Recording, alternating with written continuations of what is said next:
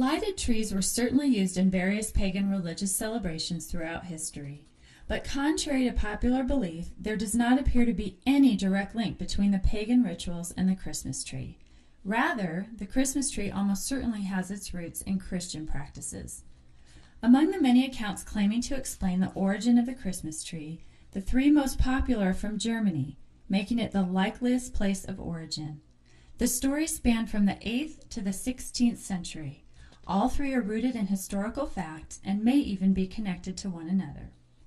The first story is about Saint Boniface, whose birth name was Winfried. In the 8th century, he was a missionary to some of the remotest tribes of Germany. He is probably best known for what is called the felling of Thor's oak.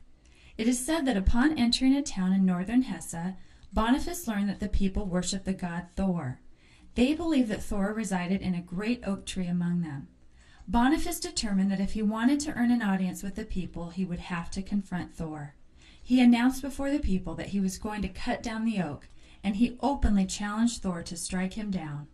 Miraculously, as Boniface began to chop the oak, a mighty wind blew and hurled the tree to the ground. Tradition holds that a fir tree was growing in the roots of the oak, and Boniface claimed the tree as a symbol of Christ. Needless to say, the people readily accepted Boniface's message, and the tree would serve as a reminder of the mighty God who was humbly born into the world as a man on Christmas Day. Another possible source of the Christmas tree comes from medieval religious plays in Germany. Among the most popular of these plays was the Paradise Play.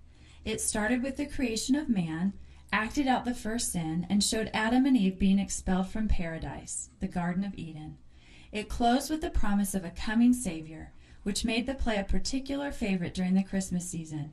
In the play, the Garden of Eden was most often represented by a fir tree hung with apples and surrounded by candles. At one point, religious plays were suppressed in Germany, and the popular symbol of the Paradise Play made its way into the homes of Christians.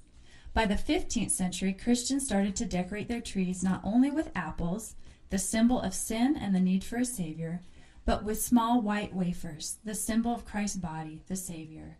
These wafers were later replaced by little pieces of pastry cut in the shape of stars, angels, bells, etc. A third tradition about the origin of the Christmas tree attributes it to Martin Luther, the leader of the Reformation. Some say that on Christmas Eve, Luther was walking through the woods near his home. He was struck by the beauty of how the snow shimmered in the moonlight on the branches of the trees. In an effort to recreate the magnificent sight for his family, he cut down the tree, placed it in his home, and decorated it with candles. Though Christmas trees may have already existed in homes throughout Germany at the time of Luther, it is possible that he did in fact conceive the idea of adding candles to their branches. He may have been erroneously credited with beginning the tradition of the Christmas tree itself, simply because his followers were the ones to spread the custom around Europe as they fled persecution in Germany. Though there may be disagreement on when the tradition of Christmas trees first started, the case is certainly strong for both a German and a Christian origin. As might be expected, the popular carol, O Christmas Tree, O Tannenbaum in German, also had its beginning in Germany. Interestingly, in the Bible, God compares himself to a tree. He says, I am like a green fir tree. From me is thy fruit found. This is a relevant analogy to consider during the Christmas season. The fruitful lives of Christians can serve as the ornaments that draw others to admire the tree, God himself.